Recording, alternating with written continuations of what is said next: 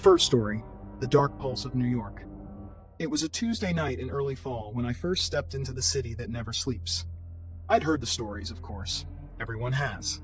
The strange happenings, the mysterious disappearances, the ghostly whispers that fill the alleys like shadows. But none of that had prepared me for what I was about to experience. I was only passing through, just to stop on my cross-country trip, looking for a quiet place to take a break before moving on. I had no idea what was waiting for me in the dark corners of this vibrant, chaotic city. It all started when I stumbled into a small, almost hidden bar tucked away on the edge of Manhattan's Chinatown. Nowhere. He wasn't the man I'd seen earlier, but the way he moved, it was wrong. He had a kind of fluidity, a disjointed rhythm to his motions that made my skin crawl. When I reached for my wallet, he spoke, his voice low and raspy.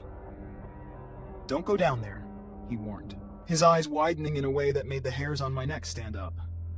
"Down where?" I asked, my voice thick with alcohol. "Down below," he muttered, glancing nervously at the floor. "The tunnels beneath this place. It's not safe for people like you."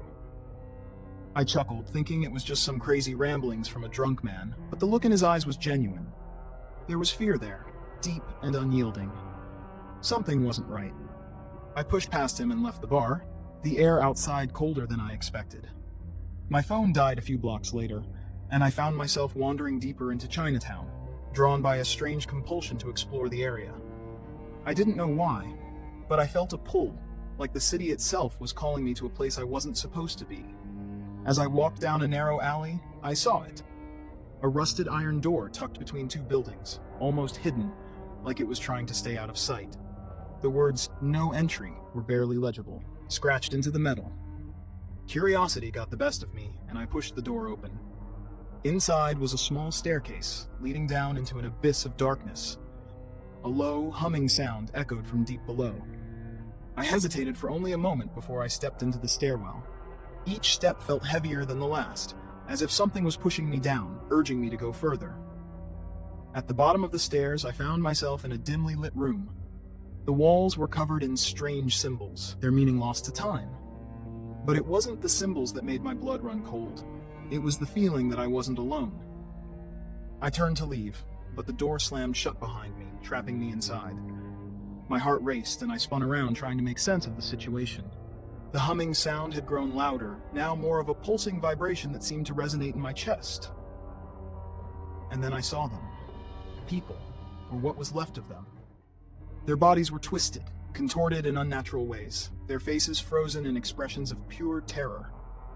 Some were sprawled across the floor, others hung from the walls like macabre decorations. They were all connected. A thin, glowing thread ran through their bodies, pulling them together like puppets on strings. My breath caught in my throat as I realized what I was looking at. These weren't just people. These were the lost souls of the city, the ones who had disappeared without a trace. And now, they were part of something much bigger, something much darker. I tried to scream, but no sound came out. The pulsing vibration grew stronger, and I felt it in every fiber of my being. It was as if the city itself was alive, feeding off the fear and anguish of those who had vanished. I wanted to run, to get out of there, but my legs wouldn't move. I was frozen, paralyzed by the weight of the truth that had just dawned on me. Second story, Whispers Beyond Delancey Street. They say New York never sleeps. That's true, but not in the way you think. I used to work the overnight shift at a subway control room under Manhattan, deep beneath the chaos and flashing lights of the city. It was supposed to be boring, quiet, easy money, but the things I saw in those tunnels, I don't think I'll ever sleep again. My name is Darren Miller. I was a junior technician for the MTA, the kind of guy who stares at monitors and alerts maintenance if something breaks. I covered the night shift alone in a small room between the Chambers Street and Fulton Street stations. The old tunnels that run beneath them are part of the original subway lines, long since abandoned and sealed off to the public. At least, they were supposed to be sealed. One night in late November, a little past 2 in the morning, something triggered one of the motion sensors in Tunnel 39, a route that's been blocked off since the 1930s. At first, I thought it was just a rat, maybe a raccoon, but when I pulled up the live feed, What I saw was different. There was movement, yes, but not the skittering of an animal. It was slower, rhythmic, like someone dragging a wet sack of meat along the floor. The feed was grainy and black and white, but I swear to God I saw a hand press against the camera. Not a human hand. The fingers were too long. They bent wrong. I radioed it in. Standard procedure, but all I got back was static. After about 5 minutes, the feed cut out completely. I sat frozen, staring at the monitor, trying to convince myself it was just a glitch. At 2:45, the turnstile at the Fulton entrance started spinning on its own. It kept going for 30 seconds. Nobody came through. No one was supposed to be there. I pulled up the security footage, and there it was again. A tall figure, hairless, pale, its limbs bending like rope. It didn't walk. It slithered. And when it passed beneath one of the flickering overhead lights, I could see its face. Or what should have been a face. Just smooth, sunken skin, with a mouth too wide and too still. I called my supervisor, left a message I'm sure sounded insane. Then I locked the door, grabbed the emergency flashlight, and stared at the hallway that led out to the platform. I should have left, should have run. But something in me needed to know, needed proof. So I went down. The air changed the second I left the control room. It was thicker, wet, like walking into a basement after a flood. My boots echoed against the concrete, but it wasn't just my steps I was hearing. There was something else, a dragging sound, close. I shined the flashlight toward the sound and saw the turnstile spin again. But this time something crawled through. It didn't even flinch at the light, just kept moving, bones popping as it slinked across the tiles. I ran, full sprint. Took the service ladder down to the maintenance level below the tracks. My flashlight flickered the whole way down, and then I heard it. A voice. Not loud, whispering, in my head. Turn the city off. It kept repeating, over and over, like a chant. Turn the city off. That's when I realized it wasn't just one voice. It was hundreds, maybe thousands, all saying the same thing. I stumbled into a junction I didn't recognize. There shouldn't have been a tunnel there. It wasn't on any blueprint I'd ever seen. And yet, it was real. A wide, pitch-black corridor, lined with rusted lights and crumbling tiles. The air stank like sulfur and something older, something rotten. I followed the whispers. I don't know why. About 50 feet in, I found them. Piles of bones, human bones, arranged in neat, careful stacks along the walls. And in the middle of them, kneeling on the ground, was a man in a subway uniform. His badge said M. Romero. I remembered the name. He vanished in 2002. No trace. His eyes were gone, sunken holes rimmed with blood. But he looked right at me. Don't wake it up, he rasped, and then he screamed. I turned to run, but the tunnel was gone. Behind me, only blackness. Not just darkness, but a void. Like the world ended in that direction. The ground started shaking. Lights exploded above me, and from the shadows ahead came the sound of something rising. I didn't wait. I ran back, praying for a ladder, a doorway, anything. After what felt like hours, I slammed into a rusted steel hatch and crawled through it. I found myself inside an ancient control booth, long abandoned, with shattered windows and analog switches.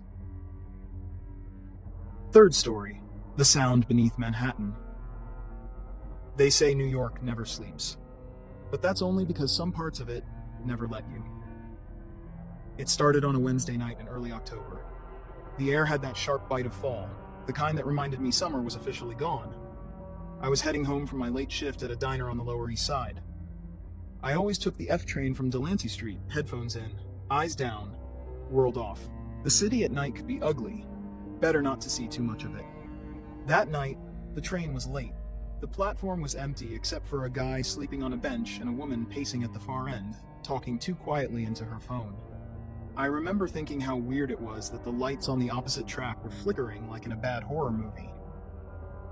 Then I heard it, a low hum. Not from the tracks, not from above. It was coming from below the platform.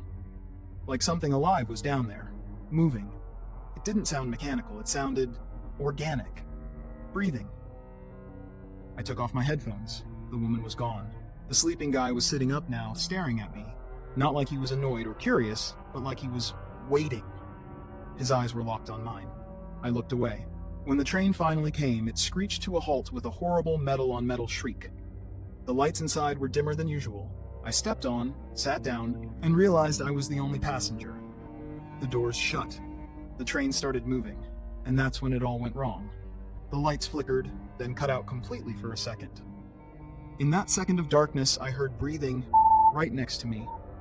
When the lights came back, the car was empty again, but my seat was warm, like someone had just stood up. I switched cars at the next stop. That was a mistake. In the next car, the windows were all blacked out, like someone had painted over them. I turned to go back, but the door behind me wouldn't open. I banged on it, shouted. Nothing. Then I noticed the walls of the train car weren't metal anymore. They were brick. Old, damp, crumbling brick like you'd see in some forgotten sewer. I reached out and touched the wall. It was wet. Something dripped onto my shoulder. I looked up. The ceiling was breathing. It pulsed with a slow, steady rhythm, like lungs inhaling and exhaling. It wasn't a train anymore. It wasn't even a tunnel. I was inside something alive, something enormous, and I was sinking deeper into it. The car kept moving, but there were no stops, no announcements, just the hum, now louder, more complex, layered with whispers and wet, slithering sounds. I don't know how long I was in there. An hour? A day? Eventually the train stopped. The doors hissed open. I stepped out into a station I'd never seen before. The sign overhead read, "Below." Just that. No number, no letter, just one word. The station was covered in moss and rust. A dozen people stood on the platform. They looked wrong, too still, too clean, smiling with mouths that didn't quite move right. One of them stepped forward. "Welcome," he said. "You've heard it, haven't you?" I nodded without meaning to. My throat felt dry. I hadn't realized I was crying. He held out his hand. "Once you hear it, it never stops. You're part of it now." I turned to run back into the train, but the doors were gone. The whole train was gone. Behind me was just more tunnel, more humming. The man smiled wider, impossibly wide. "You can go up if you want, but you'll bring it with you." I didn't sleep that night, or the next. The hum followed me. At work, in my apartment, even in the shower, under the sound of the water, it was there. 3 days later, I saw a news report about a sinkhole in Brooklyn. Swallowed an entire street. The reporter said it was a geological mystery. I know better. They said it was a sinkhole. I say it was hungry. I moved out of the city. Doesn't matter. The hum is still with me. And sometimes when I pass by a storm drain, I hear someone whisper my name. And sometimes I answer. Fourth story. The lights don't blink in Manhattan. They say New York never sleeps. But that night, the city wasn't just awake. It was watching. I moved into my new apartment on the Upper West Side in early November.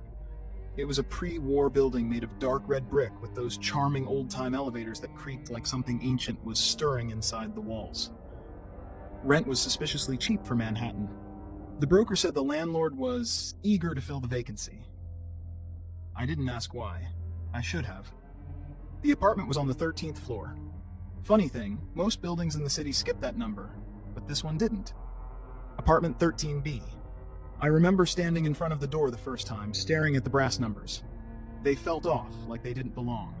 The B was scratched deeply, like someone had tried to dig it out. Inside, it was clean. Too clean. Not just recently cleaned, but scrubbed, bleached, stripped. There wasn't a trace of the last tenant. Not a single scratch on the hardwood, no holes in the walls. It felt emptied, like someone had removed not just their things, but their presence. The first night, I noticed something strange. At exactly 3:23 in the morning every night, the hallway lights outside my door flickered. Not like bad wiring. It was rhythmic, pulsing like Morse code. Then they'd go still. Solid, unblinking. And I swear they weren't just lighting the hall. They were pointing at my door. I told myself it was the city. Manhattan does weird things at night. The pipes groan like old ghosts, neighbors scream like they're being murdered, they're usually not, and sometimes you hear footsteps on your ceiling, even when you're on the top floor. But this was different. One night I stayed up, determined to catch whatever was triggering the lights. I set up my phone to record the hallway through the peephole. At 3:23 exactly, the lights blinked again. I opened the door slowly, empty hallway. But when I checked the video, my chest tightened. For a split second, just before the lights stabilized, there was a figure standing directly in front of my door. Not walking, not moving, just there. Pale, tall, no eyes. The frame was glitchy, like it didn't want to be recorded. Then it vanished. I didn't sleep that night. I started researching the building, old New York newspaper archives, property records, forums. That's when I found the name, Howard Dempsey. In 1977, he jumped from the rooftop of this very building after neighbors complained about screaming and banging from his apartment, the apartment that used to be 13B, mine. They found claw marks inside his unit, on the walls, on the floor, on the ceiling. The coroner's report said he had been dead for over 2 weeks before he jumped. Things got worse after that. I started hearing whispers from the vent above my bed, low, urgent voices I couldn't understand. One night, I heard my own voice whispering back. I hadn't spoken. My bathroom mirror began to fog even when I hadn't used hot water. The steam spelled words sometimes. Don't turn around. Once, I caught my reflection smiling when I wasn't. I started getting phone calls, always from a blocked number. Always silent except for heavy breathing and a faint clicking noise, like someone tapping on glass from the inside. I tried to leave. I packed my things, booked a hotel, and called a cab. But the elevator wouldn't move. It opened on the same floor. Over and over. 13th floor. Apartment 13B. When I tried the stairs, they spiraled endlessly, looping like some cruel joke. I walked down 50 flights and ended up right back at my door. That's when I stopped fighting. I decided to confront whatever it was. At 3:23, I opened the door and stepped into the hallway. It was darker than usual, the lights already blinking. I stood still, waiting. Then I heard it, the sound of footsteps, not walking, running. From the far end of the hallway came a woman, or something that looked like one. Her arms were too long, bending the wrong way. Her face was smeared, not with blood, but with ash. Her mouth was open, but didn't move. As she passed under the flickering lights, I saw her eyes, or rather, the holes where eyes should have been. She didn't stop. She ran through me. Everything went black. When I woke up, I was back in my apartment. Door closed. Lights off, except the clock read 3:23, and I wasn't alone. There were scratch marks on the inside of the door. My hands were bleeding, and the reflection in the mirror was still smiling, even though I wasn't. I tried to scream, but no sound came out. Only that same clicking. Click, click, click. I don't know how long I've been here now. Days, weeks. Time moves strange on this floor.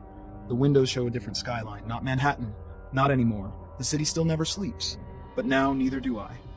And if you ever find yourself walking down West 89th Street and you see a red brick building with an elevator that groans like it's alive, don't get off on the 13th floor. Don't even look at it, because the lights don't blink in Manhattan unless something's watching. Fifth story, whispers between the towers. I never thought I'd say this, but sometimes the city that never sleeps whispers in its own language. Not the usual hum of traffic or the faraway wail of a siren.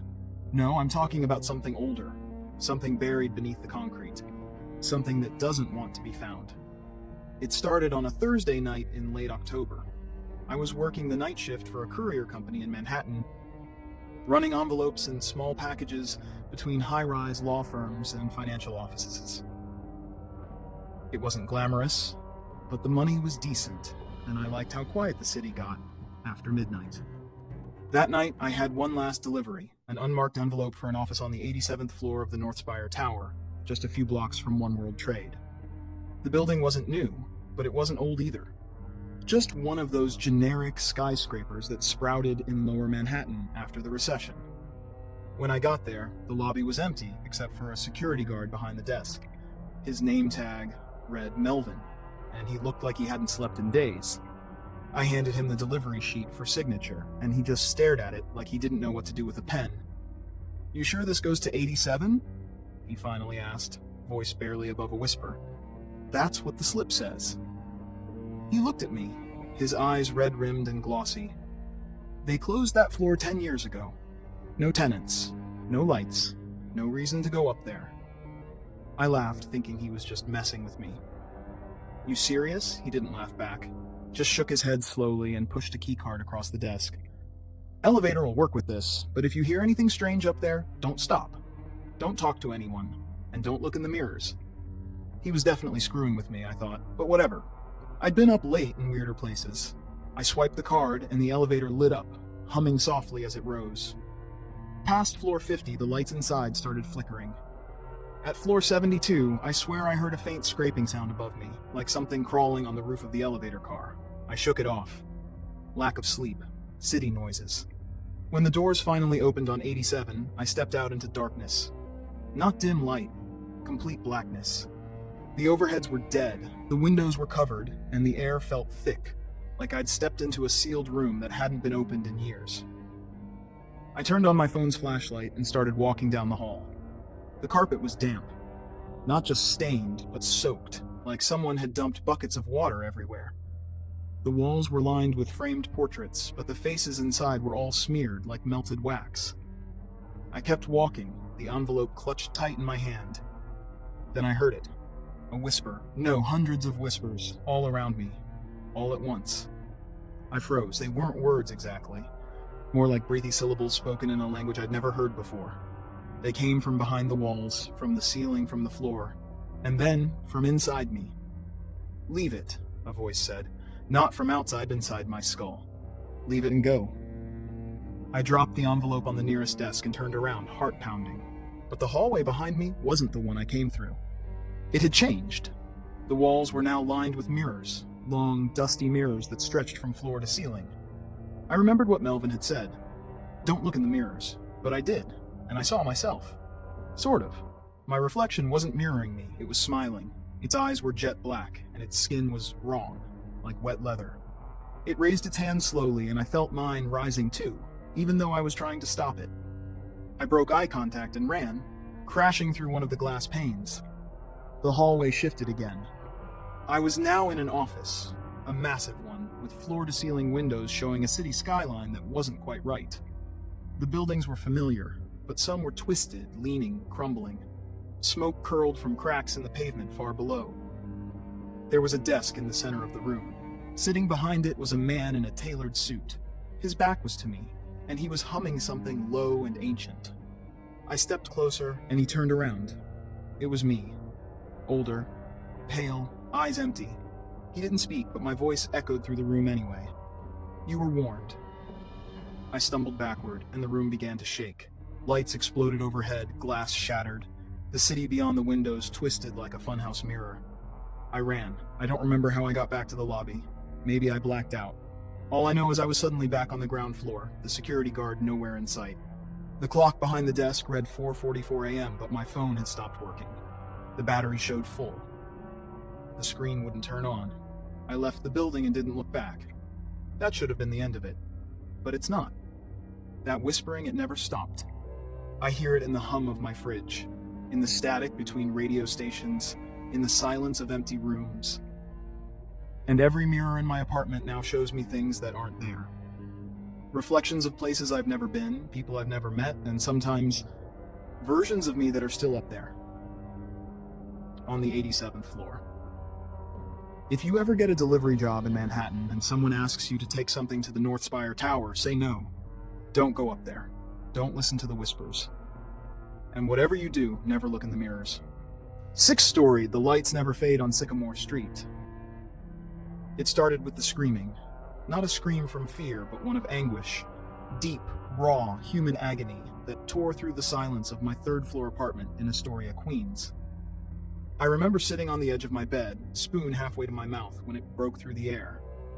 At first I thought it was a cat, maybe someone fighting outside. But as it dragged on, high and wet and unnatural, I stood up, heart pounding, and walked to the window. Nothing, just the rows of quiet buildings and the yellow glow of the street lamp flickering on Sycamore Street. That street lamp. It's been busted for years. Yet that night, it burned like it was brand new. I live alone.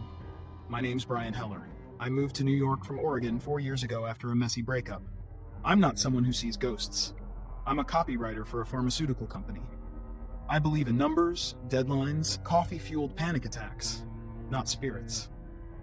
But Sycamore Street that night. It began with that scream in the light.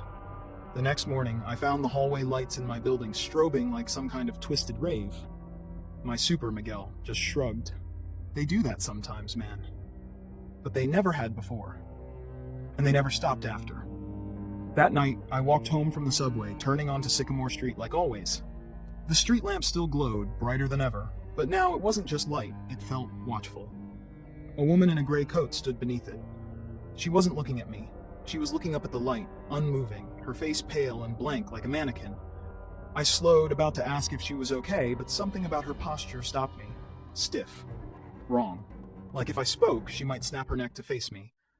So I kept walking, past her. Didn't look back. Inside my apartment, I turned all the lights on. Then came the whispering. Not in my head, not like thoughts, but real, subtle voices, crawling from the corners of the room like insects you can't see. I tried turning on music, running the TV. They didn't stop. They only got louder. Every night, Sycamore Street changed. That street lamp never turned off. Even during the day, it cast a faint shimmer, like heat on pavement. And more people began standing beneath it, different ones each time, always staring up. Always motionless, I took photos, recorded videos, but nothing showed, just an empty street. I asked around. My neighbor Janet said, "There's no street lamp outside. Hasn't been for years. They removed it after a crash." "A crash?" "Yeah," she said, lighting a cigarette with shaking hands. "Kid got hit. Driver ran. They say he died on impact." That night I researched and I found it. March of 2021. A boy named Danny Quinn, 11 years old, ran across Sycamore to chase his dog. Driver never found. People left flowers for a while, then forgot. But not everyone did. Danny didn't. I started seeing him in reflections. Not straight on, just in mirrors, dark windows, TV screens when they were off. A small boy with one eye swollen shut and a torn red hoodie. Always looking at me like he was waiting for something. The whispering turned into words. "Come outside. Come see. Help me." One night I couldn't sleep. The whispers were so loud they made my teeth ache. I finally yelled, "What do you want?" And everything went quiet. Then the doorbell rang. I live in a walk-up. No buzzers. No visitors. I walked to the door, heart jackhammering, and opened it slowly. Danny stood there. Or what was left of him. His skin was pale blue, lips torn. One of his legs dragged behind him like it didn't belong to him anymore. But his eyes, both open now, were full of something worse than death. Rage. "Why didn't you help me?" he asked. I slammed the door. The next day I tried to leave New York. I packed a bag, bought a train ticket to Chicago. I didn't tell anyone, I just left. But the train never came. The station blurred. I was standing in Grand Central one moment, and the next, I was back in my apartment at the window. Sycamore Street. The lamp. Danny was waiting. "Help me find him," he said that night. "Find who?" I asked.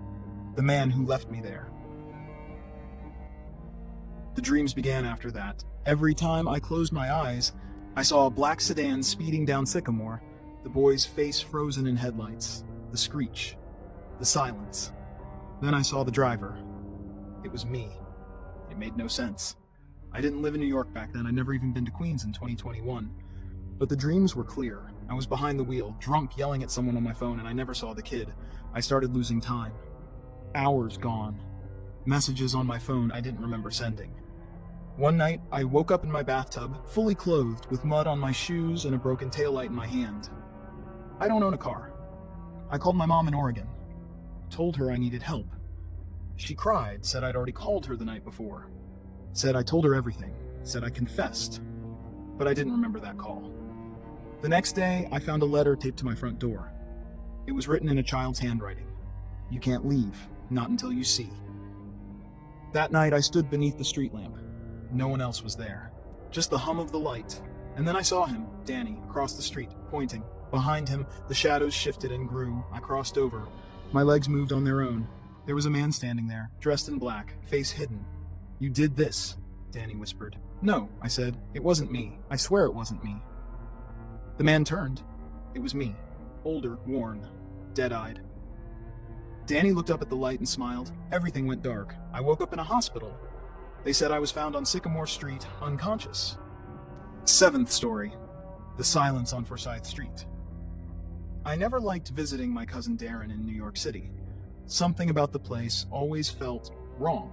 Not just the overwhelming crowds or the deafening subway. It was something quieter. Something beneath the surface. He lived in an old brownstone on Forsyth Street, tucked between a shuttered laundromat and a derelict bar with flickering neon lights. The place smelled like stale bread and dust, and the moment I stepped inside, I regretted accepting his invitation. Darren was different, too.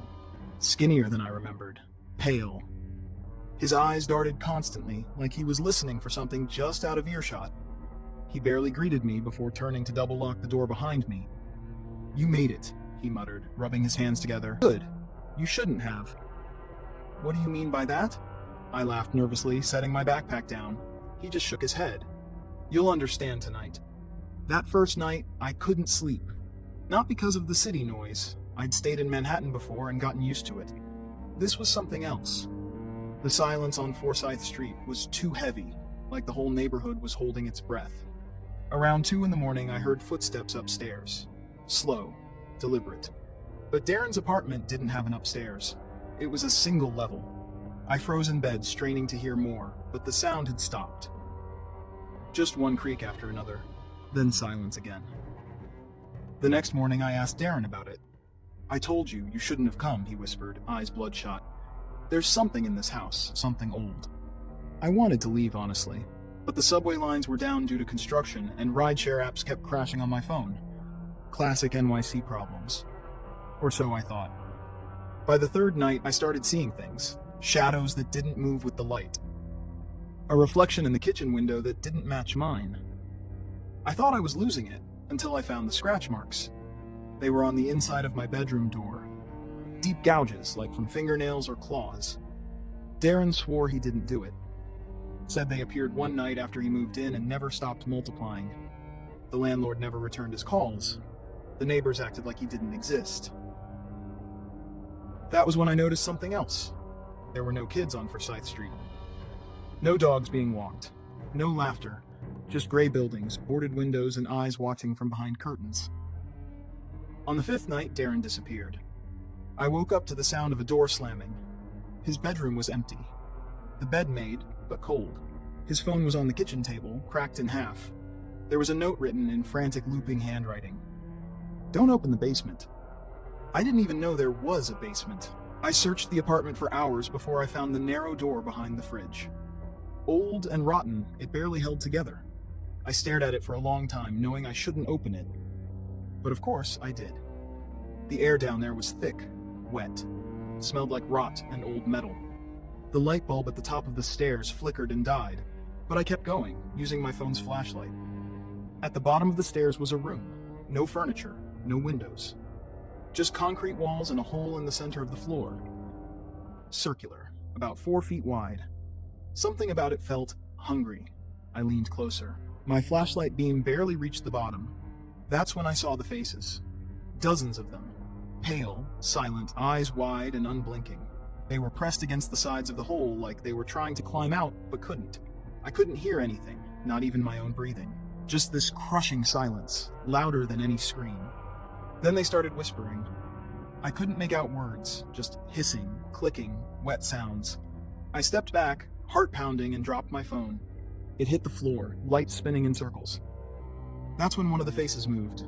It blinked, then smiled. I ran. I didn't stop to grab anything, just threw open the front door and sprinted into the night. But outside was worse. Forsyth Street was gone. The buildings were there, but everything else was off. The sky was too dark, the stars too still. There were no people, no cars. The world was frozen. Then I heard Darren's voice, not from the house, from the sky. "You opened it," he said, calm, almost sad. "Now it's open forever." The ground cracked beneath me and I fell, back into the basement, back into the hole. But I never hit the bottom. I've been falling ever since. And sometimes when the world goes quiet, when the streets are still and the air gets heavy, I hear Forsyth Street whispering, calling, waiting. 8th story. The Shadows of 5th Avenue. It was late. The kind of late where the city never seems to sleep, but the streets grow emptier, quieter, almost like something was holding its breath. I had just moved to New York, fresh from a small town in Ohio, ready to embrace the big city life. The noise, the lights, the endless sea of people, it was everything I had imagined. But on that night, something felt different. I was walking down 5th Avenue, the lights above casting long shadows on the pavement. I should have been heading back to my apartment, but something kept pulling me forward, urging me to take another step, then another. It wasn't anything visible, just an odd feeling, like I was being watched. I hadn't seen it at first. the figure standing under the awning of a rundown cafe. It was tall, impossibly tall, its form almost blending in with the darkness around it. I walked past, trying to convince myself it was just a person waiting for a cab, but I couldn't shake the sensation that something wasn't right. The air around me grew thick, like a fog that clung to your skin. My footsteps slowed, as if something was forcing me to take my time. My phone buzzed in my pocket. I pulled it out, the screen flickering before it finally settled. A message from my roommate, Sarah. "Where are you? You're late." I glanced around. The street was eerily empty.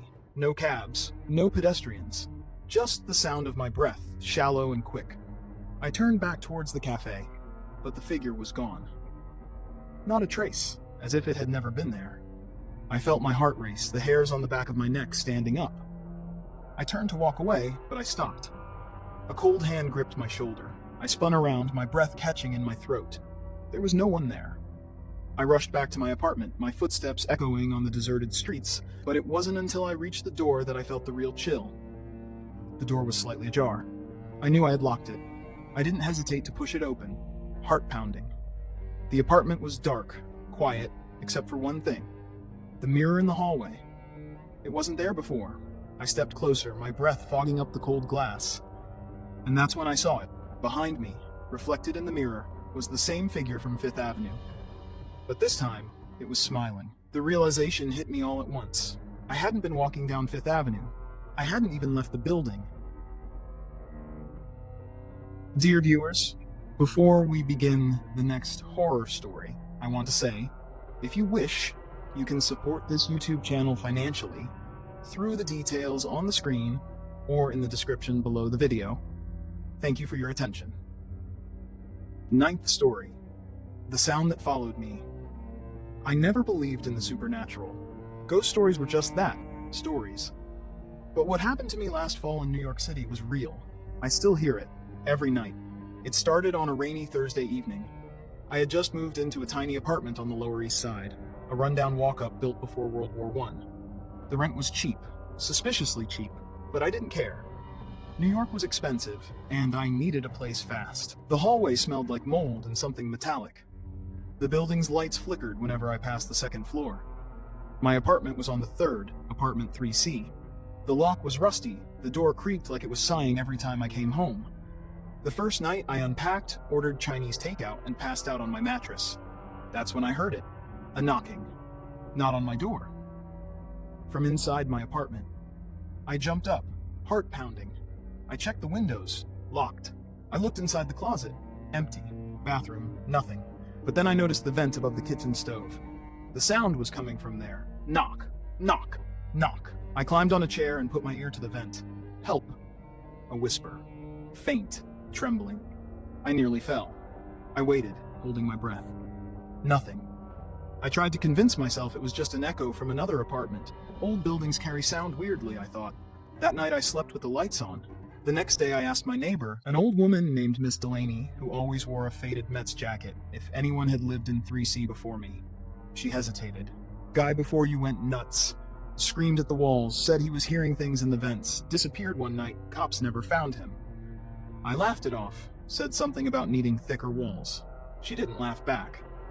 Over the next few nights, the knocking grew louder, the whispers more distinct. Let me out. Please. I'm still here. I recorded it. Played it back. Nothing. The sounds never came through the speaker. I called maintenance. They opened the vent. Empty. Dust and rat droppings. I stopped sleeping. I started seeing things. Shadows that didn't belong. My own reflection smiling when I wasn't. I once saw a pale hand slide behind the shower curtain, but when I pulled it back, nothing. I stopped going out. I lost my job. My phone rang at exactly 3 o'clock every morning. No number. Just static. And under that static, if I listened closely, sobbing. I was losing my mind. One night I decided to leave. I threw clothes into a bag, grabbed my keys, and made it to the door. But it wouldn't open. The lock turned, but the door stayed shut. I kicked it, screamed. Then I heard it behind me. A low growl. Guttural. Not human. I turned. In the center of my living room stood a man. Barefoot, pale, eyes black like a shark's. His jaw hung open too wide, and from inside his mouth came the whispers. Let me out. I ran into the bathroom and slammed the door. I turned on every light. I stayed there for hours. When I finally opened the door, the apartment was empty. But carved into the wall in long, jagged letters were the words, "Stay with me." That was 2 weeks ago. I tried checking into a hotel. Every room I stayed in, same knocking, same whispers. Even in Midtown, even in Queens. I moved in with a friend in Brooklyn. One night she heard it too. She hasn't spoken to me since. I went to a priest. He blessed me, sprinkled water on my forehead. As I left the church, I heard the knocking again, from the sky. I tried everything. Burning sage, exorcisms, therapists. Nobody believed me. Some said schizophrenia, others called it stress. But I know what I heard. I finally went back to apartment 3C. I needed answers. I climbed into the vent, crawled deep inside, and I found them. Bones, dozens, stacked like a shrine. Clothing tags still attached, shoes, wallets, a child's teddy bear. And in the center, my tape recorder. It clicked on. "You found me." I turned. The man was behind me, smiling, mouth wide, arms stretched. I screamed. The vent closed behind me. I don't remember what happened next. I woke up in the hospital. They said I had been missing for 3 days. They found me wandering the streets, barefoot, blood on my shirt, whispering something over and over again. "Let me out." They put me in a psych unit upstate, but it followed me here.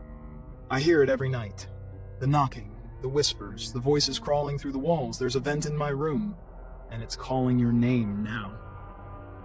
10th story, the shadows beneath the streets. The day I arrived in New York City was supposed to be the start of something exciting. I had just finished my final semester of college and decided to move to the city for a fresh start. No real plans, no set goals, just the idea of living in one of the most vibrant cities in the world. The noise, the lights, the people, it was everything I imagined. But what I didn't expect was the darkness hiding beneath the surface, and how quickly it would consume me. It started innocently enough. I rented a small apartment in Brooklyn, just a few blocks from the subway. The first few days were filled with excitement as I explored my new home, taking in the hustle and bustle of the city. The skyscrapers, the street vendors, the endless crowds. It was all overwhelming, but in the best way. However, there was something off about the place. Maybe it was the silence of the subway stations late at night, or the strange, hollow echo that followed me whenever I walked the streets. I couldn't shake the feeling that I was being watched. On the 4th night, everything changed. I had stayed late at a nearby bar, celebrating the freedom of living on my own. When I stepped out into the cold night air, I realized I had missed the last train. The streets were quieter now, the city dimming as the clock struck midnight. I walked down to the subway entrance, hoping to catch the last train back to my apartment. The station was empty, save for the flickering lights overhead. I descended the stairs, the echo of my footsteps reverberating off the walls. As I reached the bottom, I noticed a figure standing at the far end of the platform. It was a man, or at least it looked like one. His face was hidden in the shadow, and his body was unnaturally still, as if waiting for something. My heart raced, and I considered leaving. But then the train arrived. I had no choice but to board. The doors closed behind me, and as the train sped through the tunnels, I tried to forget about the man. But as I looked out the window, I saw something that froze my blood. The figure had somehow appeared on the train tracks beside us, keeping pace with the train, its face now visible, pale, with hollow eyes that seemed to follow my every move. I blinked, and when I looked again, he was gone. I couldn't explain it. Maybe I was just drunk, maybe I had imagined it, but something told me it wasn't just my mind playing tricks. The next day I told a friend about it, but they laughed it off, saying the city had a way of making people see things. But I knew something was wrong. I started noticing strange things happening around me. Whispers in the night, a feeling of being followed, strange shadows that moved on their own in the corners of my apartment. Then it got worse. One night, while I was walking home, I passed a narrow alleyway near my building. I heard footsteps behind me, soft and deliberate, matching my pace. I turned around to find no one there. But as I continued down the alley, the sound followed. I hurried my pace, heart pounding, when suddenly I felt a cold hand on my shoulder. I spun around, but there was no one there. I tried to convince myself it was just my nerves, that I was imagining things, but deep down, I knew I wasn't. Something had followed me here, something from the darkness beneath the streets. The following days were a blur of anxiety and sleepless nights. I couldn't escape the feeling of being watched, of being hunted. And then, one evening, it happened again. I was standing on the subway platform when I heard a familiar sound, the soft shuffle of footsteps. I looked up and saw him, the man from the train. He was closer this time, standing just a few feet away, his face now fully visible. His eyes were wide open, too wide, and his mouth twisted into a grotesque smile. "You shouldn't have come here," he whispered, his voice low and raspy. I turned to run, but the train arrived and the doors slid open. Without thinking, I stepped inside. But it wasn't the train I had boarded before. This one was different. The lights were dimmer, the air thicker, and the seats were worn with age. The passengers inside were nothing more than shadows, people who looked like they had been there for a lifetime. The doors slammed shut, and the train lurched forward, rattling as it descended deeper into the tunnels. I tried to leave, but the doors wouldn't open. I pounded on the windows, screamed for help, but no one heard me. The train continued its descent, the tunnels stretching out into an endless black abyss. I looked around, but the passengers, if they could even be called that, were all staring at me, their faces twisted in silent horror. As the train plunged further into the darkness, I realized the truth. There was no escape. The city had claimed me, and I had become part of the shadows beneath its streets. The man, or whatever he was, had been waiting for me, just as he had for so many others before me. And now I was trapped in a place that didn't exist, a place that only those who had seen the darkness could understand.